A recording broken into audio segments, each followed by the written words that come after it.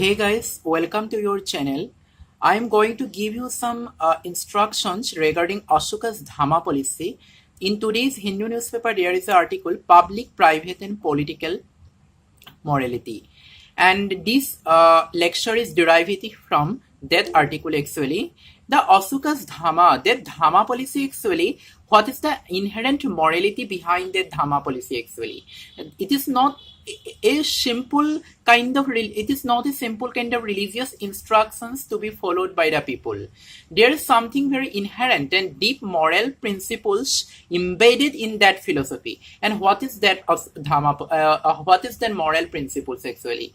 This is important for your ethics paper. You can refer to these moral principles in your answer whenever you find any relevant answer. Actually, this Dhamma policy is Ashoka's. The purpose of Ashoka's Dhamma policy is actually to establish a kind of social order without any diversion.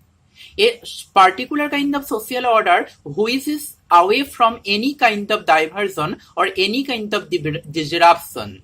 And how Ashoka has aimed at to establish such a kind of ideal unity in society. Ashoka was a very visionary person from this perspective. He was the greatest philosopher at that time actually. He was ahead of time. If we consider his philosophy of Dhamma, we can say that he was ahead of time. What he thinks is very important. He always thinks from the individual level. The individual, society and state.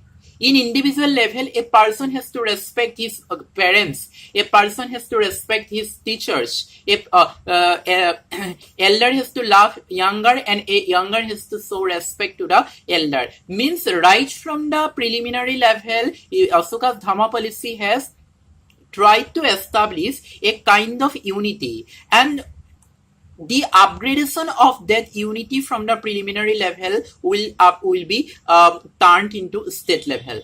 That means if there is no unity in the individual level, then there will be no unity in the state level, because unity in the preliminary level will be upgraded to a particular kind of unity and pitch and order in the state level. That means the political unity, the root of political unity is based on preliminary level. Means the political unity means a particular kind of political unity derives its root from the individual basis.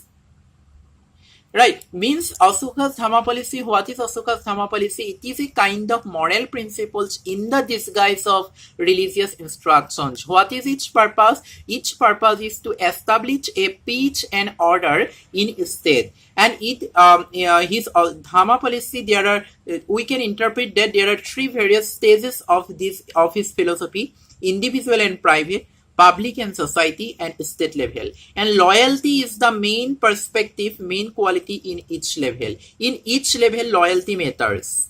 Though there are various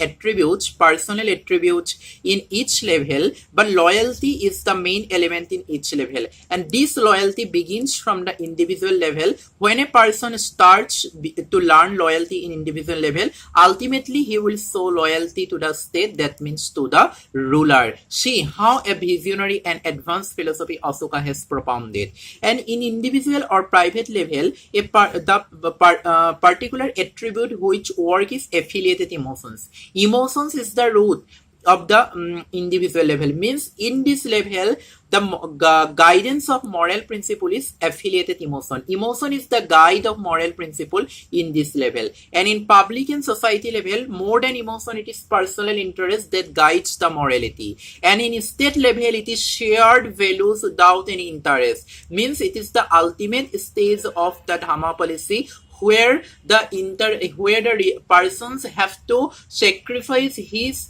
personal interest, and he has to respect the shared values and the shared socio-cultural aspects without thinking any personal interest. So this is the very important thing, and you can refer to any point there what administrators can learn from his Ashoka's Dhamma policy, what current politicians can learn from this Dhamma policy. You can refer to this philosophy in your answer. And this is the same philosophy, but in a different form, is propounded by Frederick Hegel: family, civil society, and state. Family means individual level, civil society means public and society, and state the same. Right, it is the same principle of almost same principle of Ashoka's Dhamma policy, which in later has been propounded by the Frederick Hegel. You can also establish a link of Ashoka's Dhamma policy to the philosophy of Frederick Hegel. In this way, this lecture will work for your ethics paper. You can put this answer in relevant society answer, relevant ethics answer, and in relevant essay paper.